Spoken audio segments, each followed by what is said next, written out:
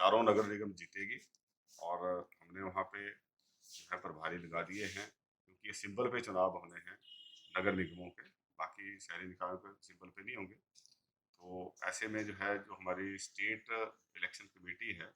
उसका भी गठन कर दिया गया है और बहुत जल्दी जो है कैंडिडेट फाइनलाइज कर दिए जाएंगे।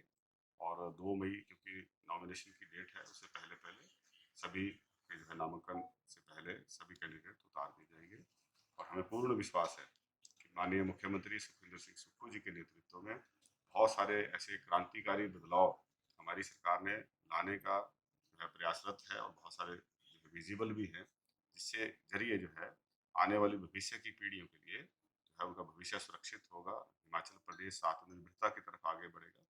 और इन चीज़ों को ध्यान में रखते हुए निश्चित तौर पे जनता जो है कांग्रेस पार्टी का साथ देगी और हमारे उम्मीदवार जो हैं मेजोरिटी में चुनाव जीतेंगे और हम हमारे इसमें मेयर डिप्टी मेयर होंगे। अधिनियम जिसको नारी शक्ति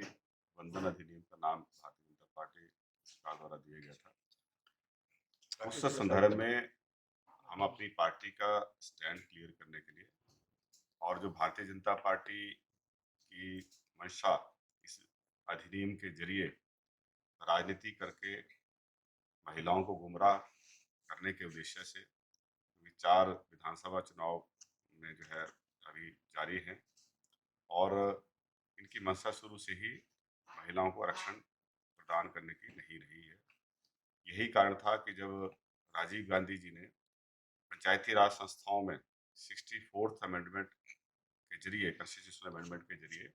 महिलाओं को पंचायती राज संस्थाओं में और शहरी निकायों में आरक्षण देने का जो लोकसभा से उस समय पास हो गया था, उसमें जब राज्यसभा में वो बिल गया तो भारतीय जनता पार्टी सहित कुछ अन्य विपक्षी दलों ने उस बिल का विरोध किया था। तो महिला आरक्षण का बेसिकली जो आइडिया कांग्रेस पार्टी द्वारा ही आगे इसको बढ़ाया गया। और जब डॉक्टर मनमोहन सिंह जी हमारे देश के प्रधानमंत्री थे, हमारे यूपीए की चेयरपर्सन श्रीमती सोनिया गांधी जी के नेतृत्व में, उनके मार्गदर्शन में महिला आरक्षण अधिनियम जो था उसको इंट्रोड्यूस राज्यसभा में किया था इस उद्देश्य के साथ, क्योंकि राज्यसभा कभी भी जो है वो खत्म नहीं होता, उसका कार्यकाल हमेशा कंटिन्यूटी में रहती है। लेकिन भारतीय जनता पार्टी के शासनकाल में भी 2023 सितंबर 2023 में जब महिला आरक्षण अधिनियम दोबारा से लोकसभा में इंट्रोड्यूस किया गया, हमारी पार्टी ने उसका सपोर्ट किया और वो बिल पास हो गया, राज्यसभा से भी पास हो गया। दिसंबर 2023 में ही राज्यसभा राष्ट्रपति महोदय द्वारा वो अधिसूचित भी उसको कर दिया, उसकी एसेंट भी मिल गई। तो क्या कारण था कि अभी उसको दोबारा से जो है यहाँ पे लाया गया? उद्देश्य साफ था, क्योंकि इसके जरिए वो राजनीति करना चाहते हैं और ना तो इसमें कमजोर वर्गों का, एससी, एसटी, ओबीसी का ध्यान रखा गया। हमारी ये मांग थी कि जिस तरह से पंचायती राज संस्थाओं में और शहरी निकायों के अंदर कोटा के अंदर सब कोटा होता है महिलाओं के लिए, उसी तरह का प्रावधान जो है ये राज्यसभा और विधानसभा और लोकसभा के अंदर भी जब ये लागू होगा तो वहाँ भी ऐसा प्रावधान होना चाहिए, क्योंकि उद्देश्य यही है कि जो कमजोर वर्ग हैं उसको ऊपर उठाया जाए, उनको सशक्त किया जाए। भारतीय जनता पार्टी का इसमें दोहरा रवैया है। शुरुआत में इन्होंने जब राजीव गांधी जी के समय विरोध किया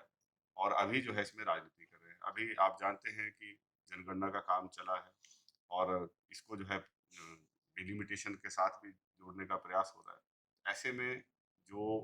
उद्देश्य है वो डाइल्यूट हो रहा था, इसलिए कांग्रेस पार्टी ने क्लियर कट ये कहा है कि हम